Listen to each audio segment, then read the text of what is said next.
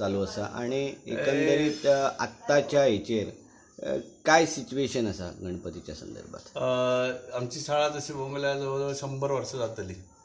आमच्या चुलत्यापासून, त्याच्यानंतर माझे वडील बाबालहरी सेटकर, आणि त्यानंतर आम्ही आता माझंच वय जवळजवळ 60 वर्ष आहात.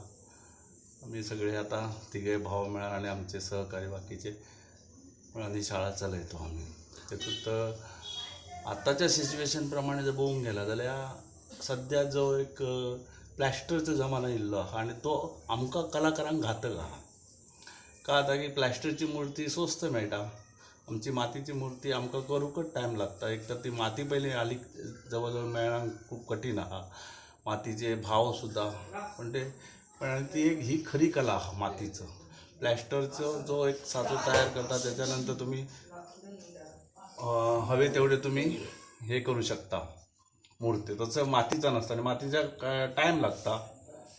म्हणून ताका लागून सध्या जर विचार केलो तर ही प्लॅस्टरवर खंय तरी बंदी येवकच जाय, तरच आमच्यासारखे जे कलाकार आहात इतर आणखी आणि खरे कलाकार सच्चे खानदानी म्हणा तुम्ही किंवा परंपरेगत करणारे आहात की आवडीनुसार करणारे कलाकार आहात, त्यांचा जीवन सुरळीत जाताला.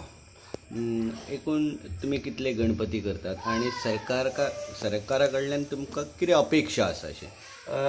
आमचे जवळ आमच्या शाळेचे जवळ 110 गणपती आहात आणि सरकार कडून आमकां मानधन मेळटा, पण ते टायमार मेळना. ते जर मानधन एक साधारणतः त्यांच्या बाबा काय फॉर्मॅलिटीज आहात ते पूर्ण करून दिल्यानंतर एक निदान गणपती सुरुवात करताना म्हणजे एप्रिल मे च्या भोवतणी त्यात मेळात तर त्या कलाकाराक एक आर्थिक बाबा खंय तरी ताका जी काय गरज आहा सामग्री किंवा एक माती झाडूची आहा तर ती मदत ताका मेळा शकता. आणि तेतूंत सुद्दां सरकारान एक थोडीफार अजून वाड करून किंवा सगळ्या कलाकारांक एकत्र करून की ह्याचेर काय करू येता, किंवा आता गणपती कमी पडतात म्हणून तुम्ही प्लॅस्टरचे गणपती येतात तर त्याचेर सगळ्या कलाकारांक गोंयांतल्या एकत्र करून जर त्याचेर सरकार जर काय विचार करीत तर ते आमकां सुद्दां त्याचेर बरें पडटलें आणि तेतून काय तरी फायदो जावं शकता.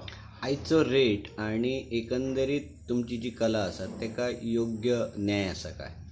आता हे आम्ही आहो हे ग्रामीण भागात असतो, हेच जर आम्ही शहरी भागात गेलो तर आमकां थोडंफार जास्त रेट, कारण मातीची मूर्ती करूंक हे खूप वेळ लागता आणि ते कलर काय आजकाल तुम्ही आता बघतात हे कलर, तर त्याप्रमाणे जर पळोवंक गेलं तर जे प्लॅस्टर फक्त आमचो फरक इतकोच असता की रंगकाम आमचं सेम असता, पण प्लॅस्टर आणि माती ह्या दोघांतलो जो भाग आहात दोघांतल्या कारणांक लागून आमचे गणपती जरा उजू दिसनात, प्लॅस्टरचे उजू दिसता. आणि रेट म्हणात तर तसो ग्रामीण भागात आमकां सध्या ठीक आहा, पण एक आमकां आवड आहा म्हणून आमी ते करता. विशेषतः आमची शाळा कोणी म्हणटा अमक्याची शाळा ती आहा ती चलपाक जाय, ती बंद पडली आसा जावंक जायना म्हणून आमी आतां स्वतंत्र माझ्या वैयक्तीक तर मी सांगू शकता की पदरचे घालून आम्ही ही आमचो ह्यो व्यवसायाचो जोपासलेली हा शाळा चालू रावण्यासाठी आणि तेतून जर आमकां मेळटा तेतून समाधानी आहो. पण ह्या जर खर्च काढून गेलो तर वजाबाकी शून्य. आत्तापर्यंत तुमचे जे गणपती आसा की फक्त केवळ ह्या गावापुरती आसा की गावा भायर किंवा तालुक्या भायर किंवा नाही, तालुक्या बाहेर आहात, आता आमचे गावात आहात, म्हापशापर्यंत जातात आमचे इकडे तुमची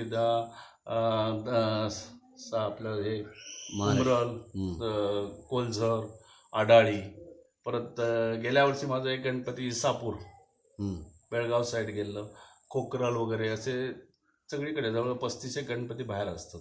तुमच्याकडे वेगवेगळे गणपतींचे कलर तुमकां दिसतात, म्हणजे एकाच धर्तीचेर दिसनात की ते कित्या खातीर तुमी करता की लोकांची तशी आवड तशी डिमांड आसता काय? बरोबर आहे, लोकांची आवड आहे आणि आपणाकय तेतून काहीतरी शिकांक मेळटा की बाबा हे कलर आता एखादा एक कलर आहा तर हे कलर आता आम्ही ही सेट दिलेली आहा तर ही सेट दिवसासाठी काय करूचा लागता हे आमकां आता चिंतूचा लागता. आता हे बघा तुम्ही फुलां वयली आहा तर फूल ॲक्च्युली गोल्डन कसा दिसता तुमकां, त्याचं कारण म्हणजे तो कलर मारताना सुद्धा ते कसं मारूंक जावं काय जाय ह्याचा थोडासा आमकांय ज्ञान मेळटा म्हणून आम्ही हे नवीन नवीन प्रयोग करतो आणि लोकांक जर आम्ही काहीतरी बरा दितलो त्यांच्या आवडीचा त्या वक्ताला आमच्याकडे कोणतरी येतले म्हणून हे आम्ही प्रयोग. आणि आमकां म्हणून तर ह्या गणपतीची चित्रशाळा असा म्हटलेला शिकांक मेळटा कंटिन्यू. माणूस किती त्याचा वय झाला तरी जर त्यांनी त्याची जिज्ञासा दवरली आवड दवरली तर ह्या गणरायाकडून खूप काय शिकायला शकता. आतापर्यंत तुम्ही जे करता तर तुमच्या बरोबर तुमका मदत मित करपाक किंवा तुम्ही कोण कोण असे माझे आता आम्ही तिघे भाऊ आहोत, माझे भावोजी येतं, माझ्या पुतणे आहात, भावोजींचा मुलगा हा, बहिणीचा धीर वगैरे, पण माझी मित्रमंडळी आहात, हे आहात.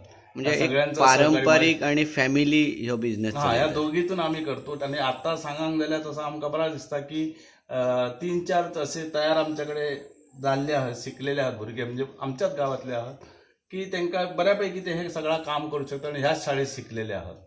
आणि हे शाळात माझे जे वडील बाबाजी शेटकर त्यांनी सुद्धा बऱ्याच जणांना नकुळ गवस म्हणून त्यांच्यावर काम करत, मनोहर नाईक म्हणून काम करत, त्यांची त्या वक्ता त्या वडली एक करत. आणि आता तरी आमच्याकडे आधुनिकता असा, त्या वक्ता टोटल हातीन काम करूचा लागा. त्या वक्ता त्यांच्यानी सुद्धा ती मदत, आणि त्यांच्यानी काय कसे कलर करीत काय करतात शिकत शिकत आम्ही कोणत्याही भाऊ शाळेत जाऊन ना शिकांक किंवा कसं ट्रेनिंग घेऊन ना, या आमच्या धंद्यातूनच आम्ही हळूहळू शिकत गेलो. तुमचे नाव कसे?